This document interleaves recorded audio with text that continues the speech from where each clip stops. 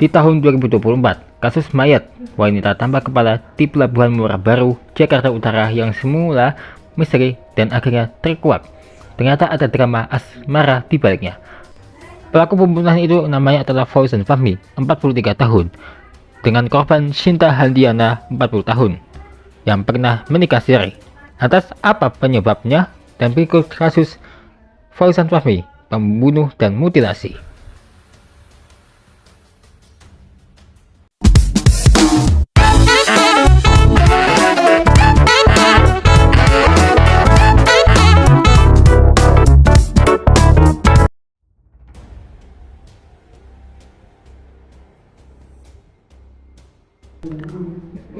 Peristiwa ini terjadi pada hari Selasa pagi 29 Oktober 2024. Warga di Pelabuhan Muara Baru menemukan mayat Shinta dalam kondisi tanpa kepala dan terbungkus rapi dalam karung.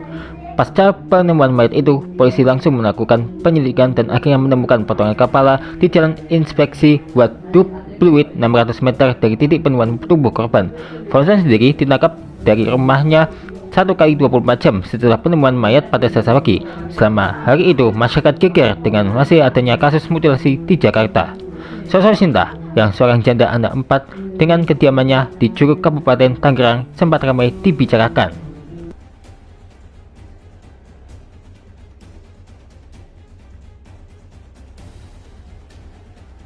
Nah, dalam waktu sehari, polisi sudah mengetahui kronologi pembunuhan dan mutilasi itu. Fauzan yang cepat ditangkap yang mengungkap semua ulah sadisnya. Direktur Reserse Kriminal Umum Polda Metro Jaya Kombes Wira Satya Triputra menjelaskan hubungan Fauzan dan Shinta.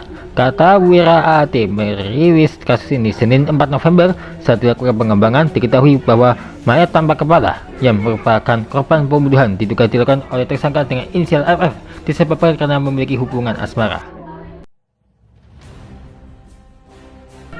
Wira menjelaskan, korban mulanya menghubungi Fauzan dan memintanya untuk membawakan ikan tuna pada hari Minggu 27 Oktober. Ketika itu, korban meminta pelaku untuk membawa ikan tuna ke Hotel Aceh Besar, Muara Karang, Jakarta Utara. Ujar Wira, sekitar pukul 17, tersangka datang menemui korban di Hotel Aceh Besar di kamar 502. Namun saat itu Fauzan tidak membawa ikan tuna pesanan korban dan meminta Shinta untuk mengambil langsung di rumahnya. Saat berduaan di kamar hotel, Fauzan dan Shinta juga sempat bercinta.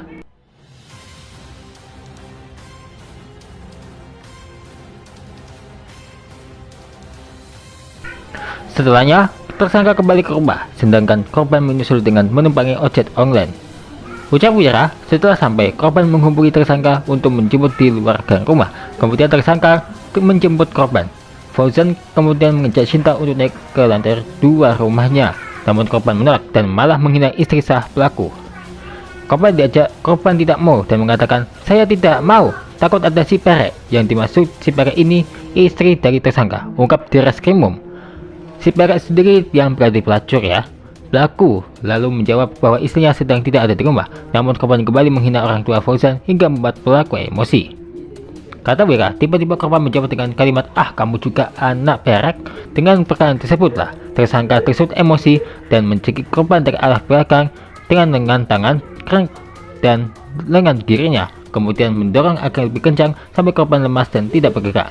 Korban yang sudah tak berdaya dibaringkan di jalan di depan rumah pelaku. Fauzan pun kembali mencekik leher Shinta selama 20 menit hingga wajah korban membiru.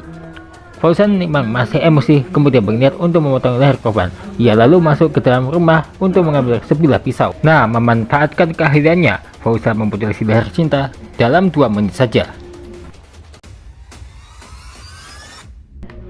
Ujar Wira, tak lama tersangka kembali turun dan langsung menggorok leher korban hingga putus. Tersangka melakukan hal tersebut kurang lebih selama 2 menit. Dalam artinya, tersangka menggorok korban dalam waktu 2 menit.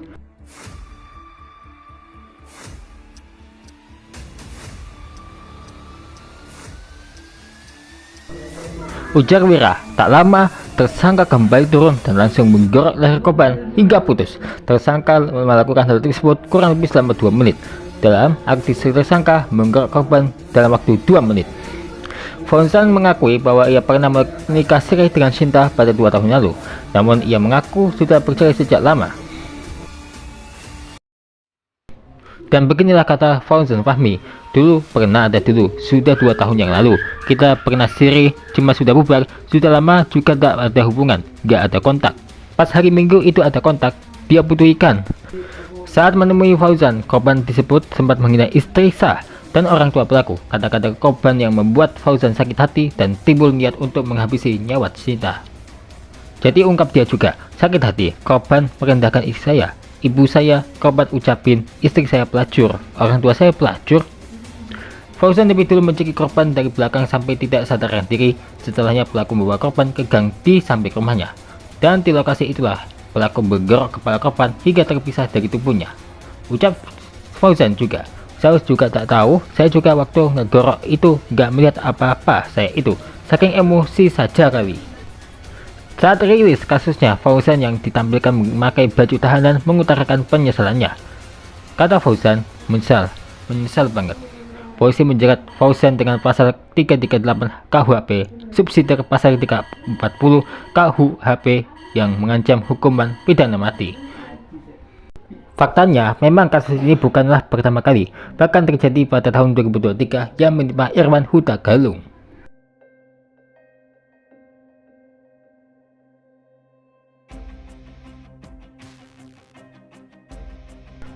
Nah, untuk pelakunya, pelaku pembunuhan bos galon Irwan Huta Galung, 53 tahun yang mayatnya dimutilasi dan dicor berhasil ditangkap di Banjarnegara pada Rabu 10 Mei. Nyatanya pelaku adalah mantan karyawan dari korban bernama Husen yang usianya 28 tahun. Pasca ditangkap, deretan fakta terkait pembunuhan sadis dan dari mutilasi ini pun terungkap. Fakta ini begitu mengejutkan. Pelakunya tak menyesal. Dikutip dari Tribun Jateng, Husen mengaku tak menyesal lantaran telah menghabisi nyawa mantan bosnya tersebut. Dirinya justru mengungkapkan adanya kepuasan usai membunuh korban. Husen pun mengaku membunuh korban saat tengah tertidur lantaran kesal dipukul dan dicaci maki selama menjadi karyawan. Alhasil, kekesalan dirinya yang sudah memuncak membuatnya memutuskan untuk membunuh Irwan Huta Galung. Ujarnya, tak menyesal.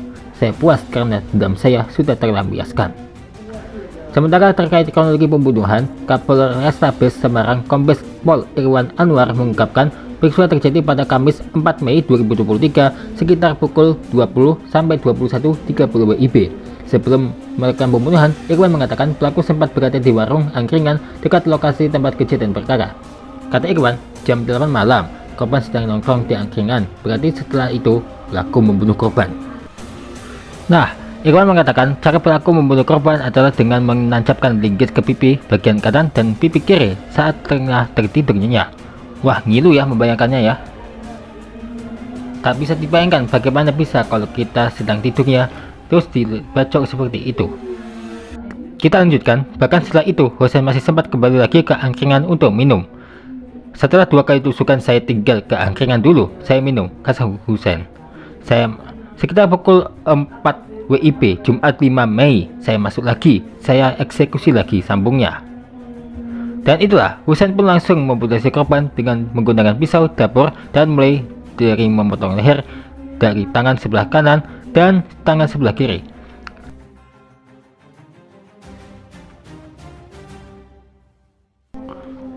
Usai dimutilasi, Husen barulah mengecor mayat korban di samping toko pada Sabtu 6 Mei 2023 sore. Ia pun telah menyiapkan bahan dari rumah korban untuk mengecor mayat korban. Katanya, semen dari pasir saya ambil dari rumah kontrakan di perumahan Sumber Boto, kemudian tubuh ditanam. Imbuhnya, karung diisi kepala dan tangan hanya dilumuri semen dan pasir karena tidak muat. Kemudian Husen membuat karpet, tas milik korban, dan barang bukti lain. Gak hanya itu, ia pun turut mengambil uang dagangan senilai 7 juta rupiah.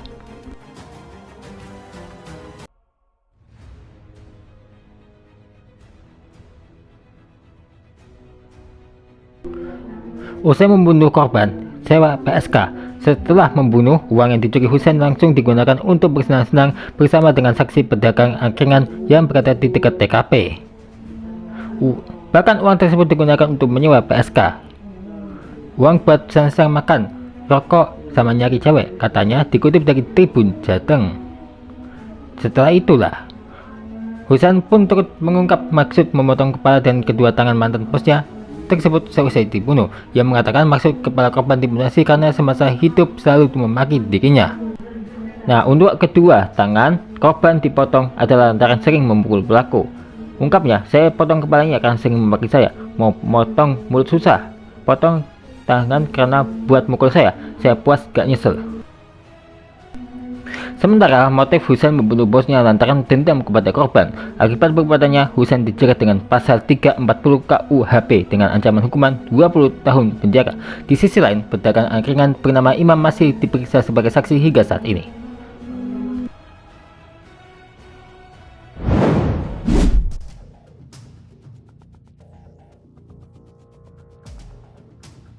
Apakah kamu bisa membandingkan beberapa seed Minecraft yang satu ini? Karena seed Minecraft ini benar-benar rusak dan gak masuk akal, yang tentunya berbahaya dan juga ada yang menakjubkan loh. Ditunggu sesaat lagi dengan bandingkan seed Minecraft ini lagi ya.